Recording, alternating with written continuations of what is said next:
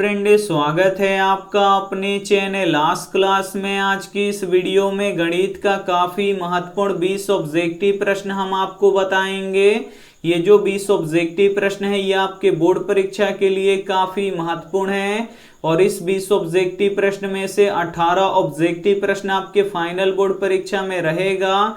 तो एक भी प्रश्न आप लोग स्किप मत कीजिएगा। वीडियो को प्लीज़ आप लोग शुरू से लेके अंत तक देखिएगा और चैनल को अभी तक आप सब्सक्राइब नहीं किए हैं तो चैनल को सब्सक्राइब कर लीजिएगा और सब्सक्राइब करने के बाद एक बेल आइकन आता है तो बेल आइकन को दबा के ऑल पे कर लीजिएगा ताकि जब भी लाइव क्लास हो तो आपके पास नोटिफिकेशन पहुंचता रहे।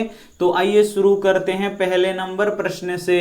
तो पहला नंबर प्रश्न है कि द्विघात बहुपद x square plus 3x plus 2 के शून्यक अल्फा और बीटा हो तो अल्फा इंटू बीटा ज्ञात करें। काफी महत्वपूर्ण प्रश्न है ये आपके बोर्ड परीक्षा के लिए। यहाँ पे एक द्विघात बहुपद दिया है और इसका दो शून्यक अल्फा और बीटा दिया गया है तो आपको अल्फा इंटू बीटा ज्ञात करना है। तो अल्फा इंटू बीटा क्या होता है? तो शून्यकों का गुणनफल होता है और शून्यकों का गुणनफल का फॉर्मूला क्या होता है? तो c बट्टा a होता है। बस यहाँ पे आपको c का मान रख देना है और यहाँ पे आपको a का मान रख देना है। तो c और a का मान आएगा कहाँ से?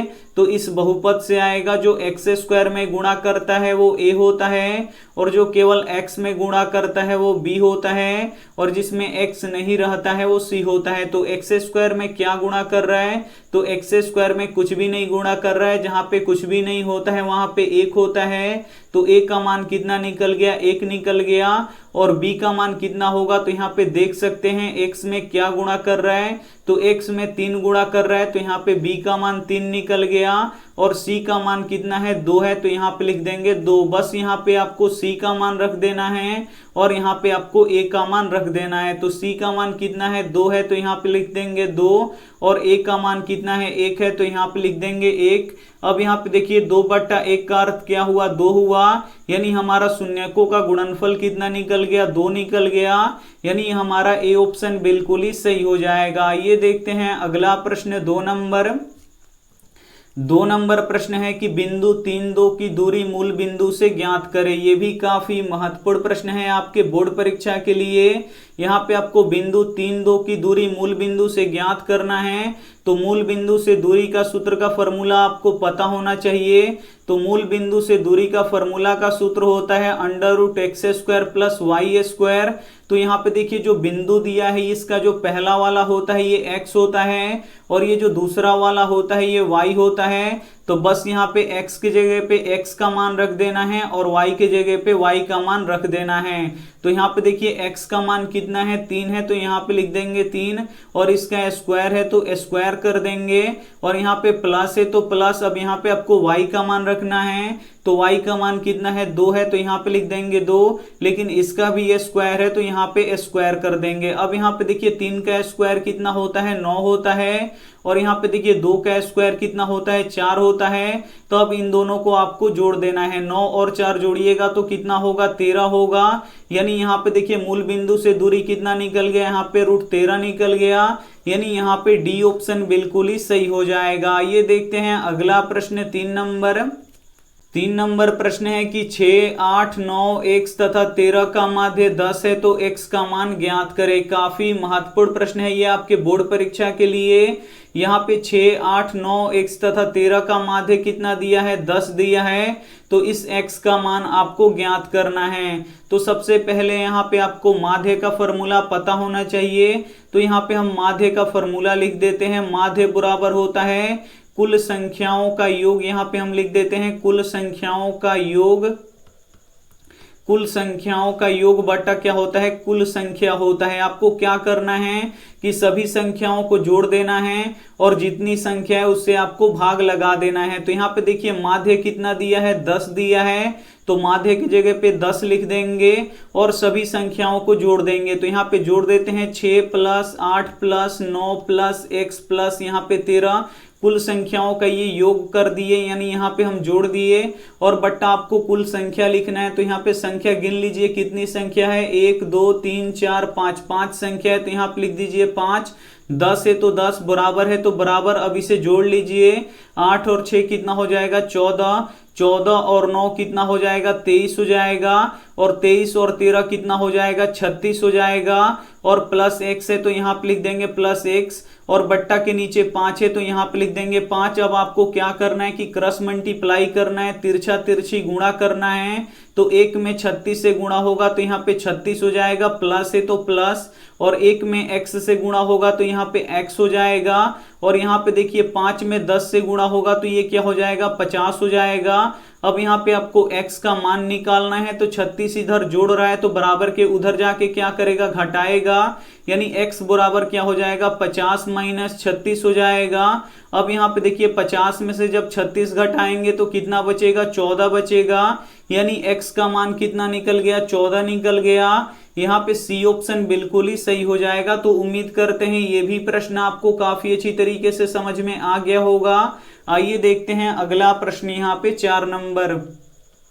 4 नंबर प्रश्न है कि AP 10 12 14 डॉट डॉट का 10वां पद ज्ञात करे। काफी महत्वपूर्ण प्रश्न है, इसका आपको 10वां पद ज्ञात करना है। तो यहाँ पे देखिए आपको 10वां पद का फॉर्मूला पता होना चाहिए। तो 10वां पद का फॉर्मूला क्या होता है, तो a + 9d होता है। तो यहाँ पे बस आपको a का मान रख देना है और यहाँ पे आपको d का मान रख देना है। तो a क्या होता है, ये प्रथम पद होता है, और d क्या होता है, तो ये सार्वंतर होता है। तो प्रथम पद कितना दिया है, तो यहाँ पे देख सकते हैं पहला संख्या कितना दिया है, 10 दिया है।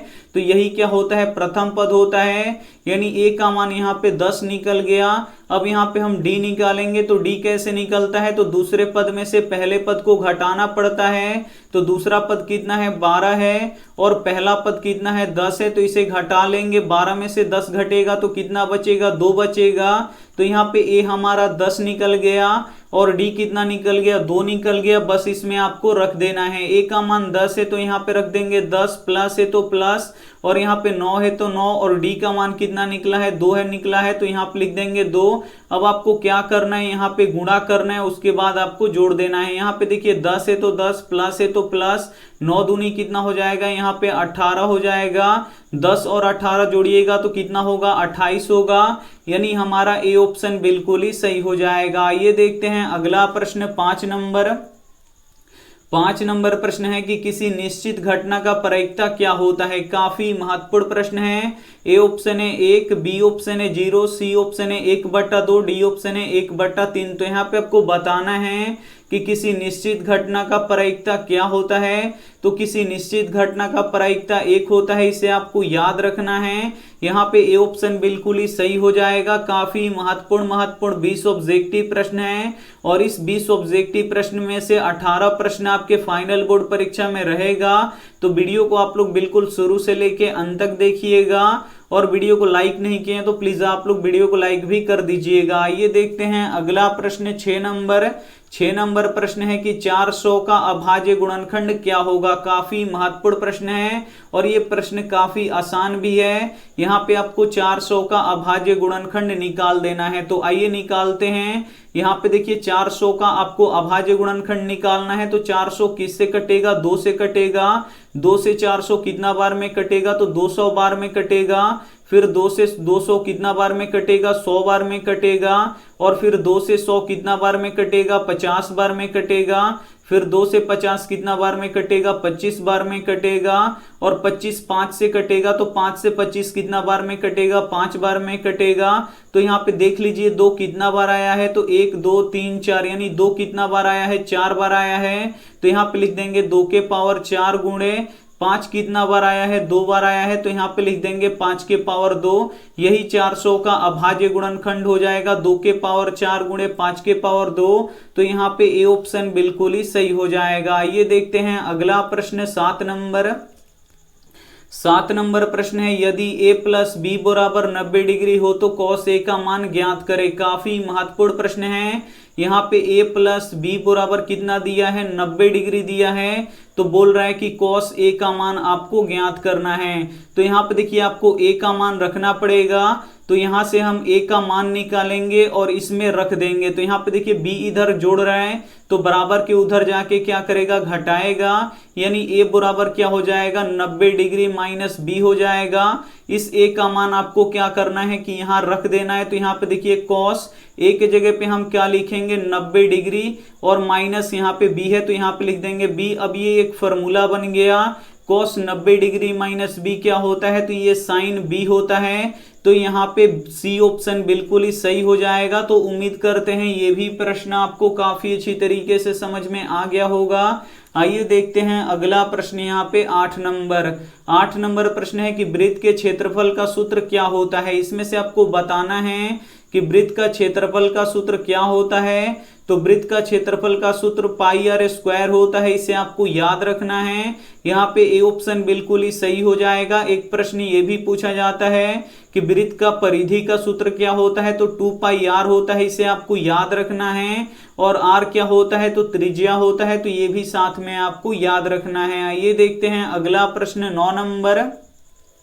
9 नंबर प्रश्न है, यदि 4 साइन स्क्वायर थीटा बराबर 1 हो तो थीटा का मान निकाले। काफी महत्वपूर्ण प्रश्न है ये आपके बोर्ड परीक्षा के लिए।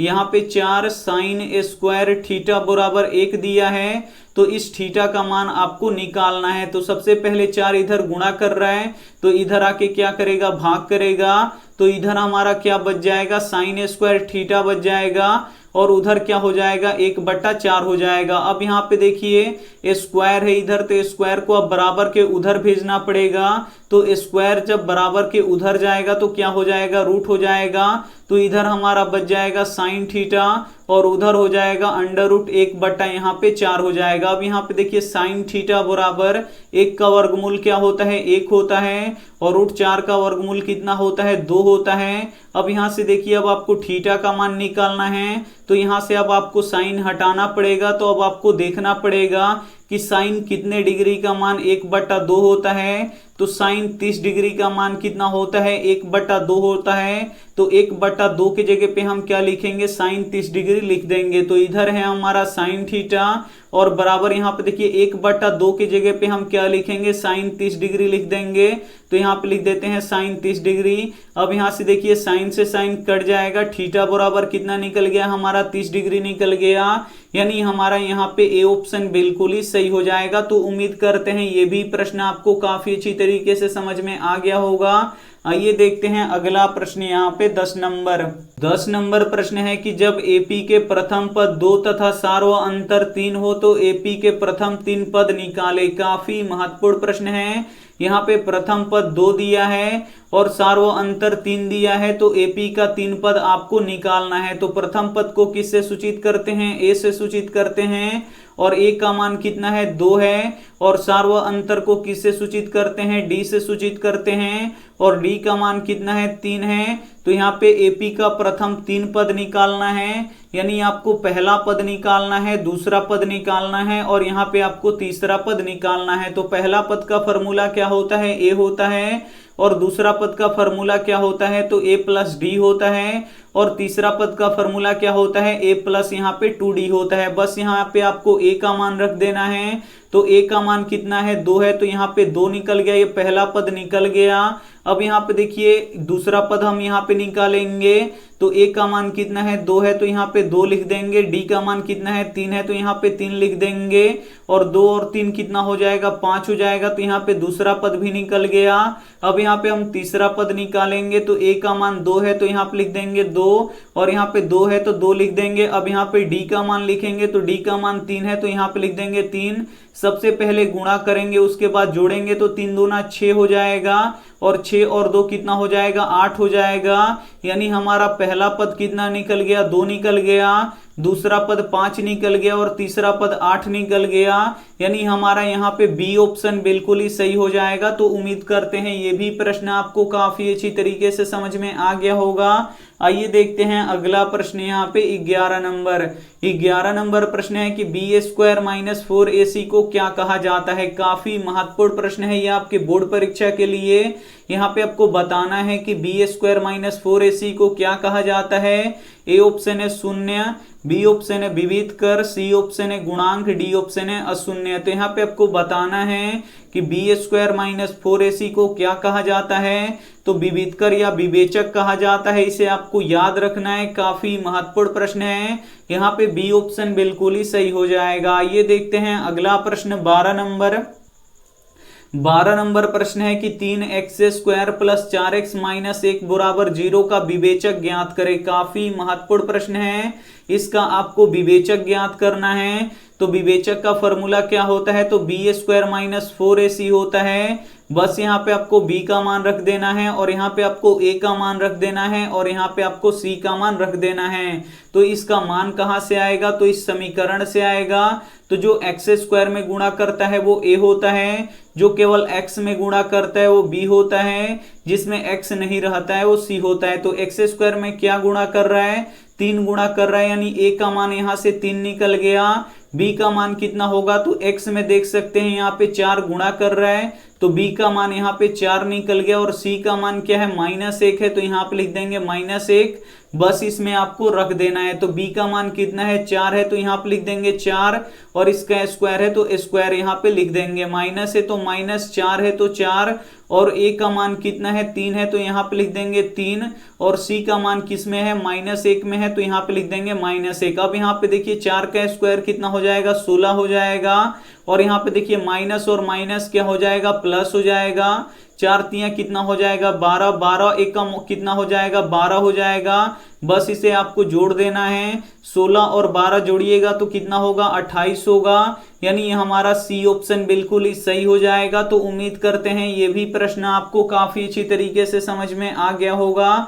आइए देखते हैं अगला प्रश्न यहाँ पे 13 नंबर प्रश्न है कि 5x² माइनस 9x प्लस 5 में x² का गुणांक ज्ञात करें। काफी महत्वपूर्ण प्रश्न है, यहाँ पे आपको x² का गुणांक ज्ञात करना है। तो जो x² में गुणा करेगा वही उसका गुणांक होगा। तो x² में क्या गुणा कर रहा है, 5 गुणा कर रहा है, तो x² का गुणांक कितना निकलेगा, तो x² का गुणांक 5 होगा यहाँ पे। यानी यहाँ पे ए ऑप्शन बिल्कुल ही सही हो जाएगा। इसी प्रश्न में पूछता कि x का गुणांक क्या होगा, तो x में क्या गुणा कर रहा है, तो -9 गुणा कर रहा है, तो यहाँ पे x का गुणांक -9 होता है। तो ये भी साथ में आपको याद रखना है। आइए देखते हैं अगला प्रश्न 14 नंबर प्रश्न है कि एक घात वाले बहुपद को क्या कहते हैं। ए ऑप्शन है द्विघात बहुपद, बी ऑप्शन है रैखिक बहुपद, सी ऑप्शन है त्रिघात बहुपद, डी ऑप्शन है चतुर्घात बहुपद। तो यहाँ पे आपको बताना है कि एक घात वाले बहुपद को क्या कहते हैं। तो एक घात वाले बहुपद को रैखिक बहुपद कहते हैं, इसे आपको याद रखना है। यहाँ पे बी ऑप्शन बिल्कुल ही सही हो जाएगा। ये देखते हैं अगला प्रश्न 15 नंबर प्रश्न है कि समीकरण x प्लस 2y बराबर 21 में यदि x बराबर 3 हो तो y का मान ज्ञात करें। काफी महत्वपूर्ण प्रश्न है। इस समीकरण में x बराबर 3 दे दिया है, तो आपको y का मान ज्ञात करना है, यानी निकालना है। तो सबसे पहले हम ये समीकरण लिख देंगे, x प्लस 2y बराबर 21। अब यहाँ पे देखिए x का मान कितना दे दिया है, 3 दे दिया है, तो x के जगह पे हम 3 लिख देंगे, प्लस है तो प्लस, 2y है तो 2y, बराबर है तो बराबर, 21 है तो 21। अब यहाँ से आपको y का मान निकालना है। तो सबसे पहले 3 को बराबर के उधर भेजना पड़ेगा। तो 3 इधर जोड़ रहा है, तो बराबर के उधर जाके क्या करेगा, घटाएगा। तो इधर क्या बच जाएगा, हमारा 2y बच जाएगा, और उधर हो जाएगा 21 - 3। अब यहाँ से आपको घटाना पड़ेगा, तो इधर 2y रहेगा, और यहाँ पे देखिए 21 में से जब 3 घटेगा तो कितना बचेगा, 18 बचेगा।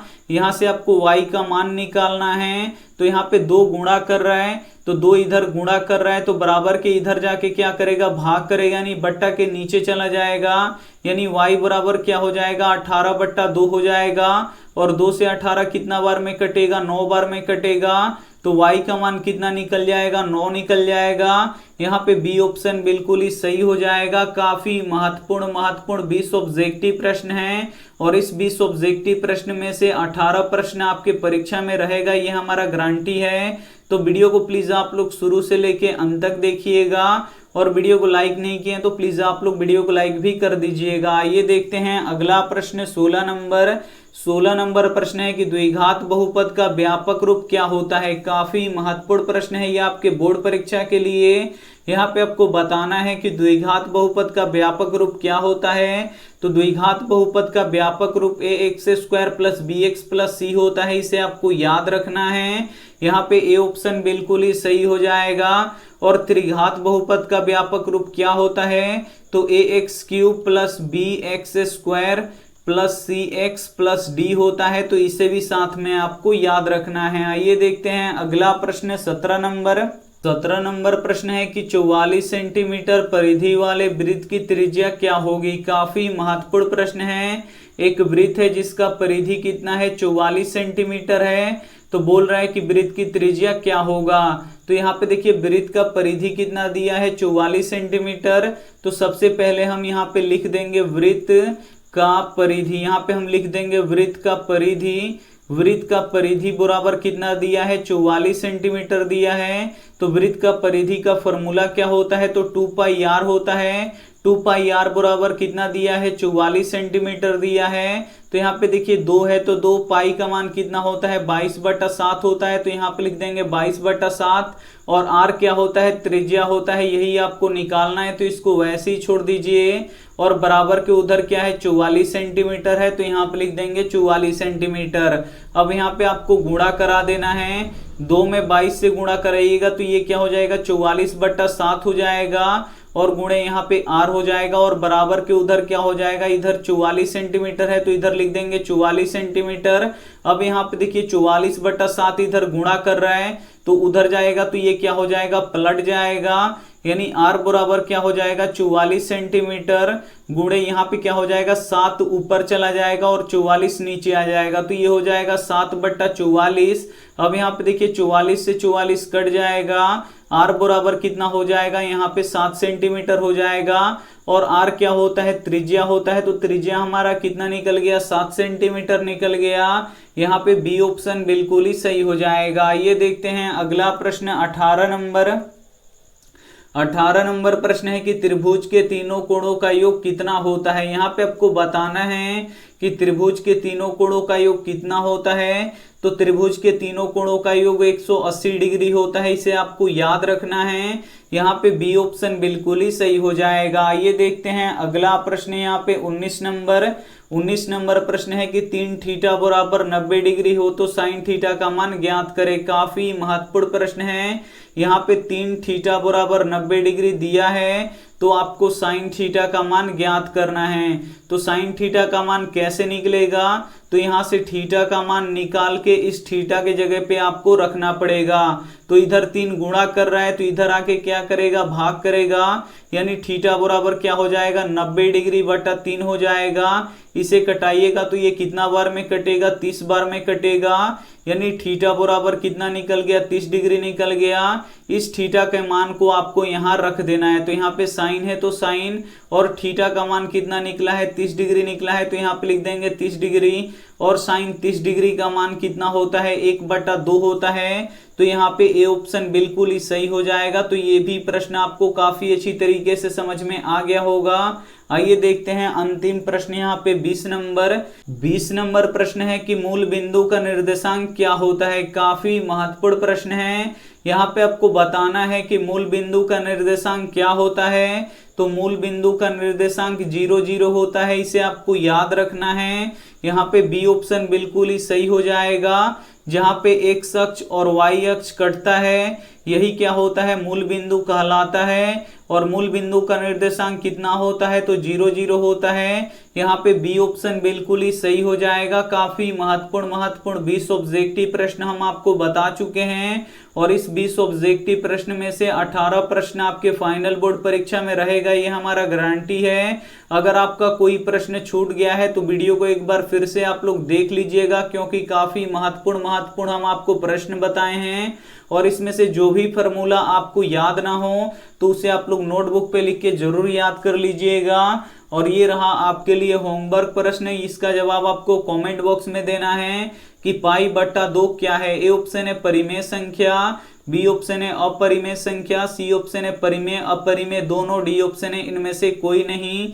तो जो भी ऑप्शन आपको सही लगे वो आप हमें कमेंट करके जरूर बताइएगा। वीडियो को लाइक नहीं किए तो प्लीज आप लोग वीडियो को लाइक कीजिएगा, अपने दोस्तों के पास इस वीडियो को जरूर शेयर कीजिएगा। और चैनल को अभी तक आप सब्सक्राइब नहीं किए हैं तो चैनल को सब्सक्राइब करके साथ में बेल आइकन को ऑल पे दबा लीजिएगा, ताकि जब भी लाइव क्लास हो तो आपके पास नोटिफिकेशन पहुंचता रहे। थैंक यू फॉर वॉचिंग, मिलते हैं अगली वीडियो में, तब तक अपना ध्यान रखिए, मन लगा के पढ़ाई कीजिए। Take care and bye.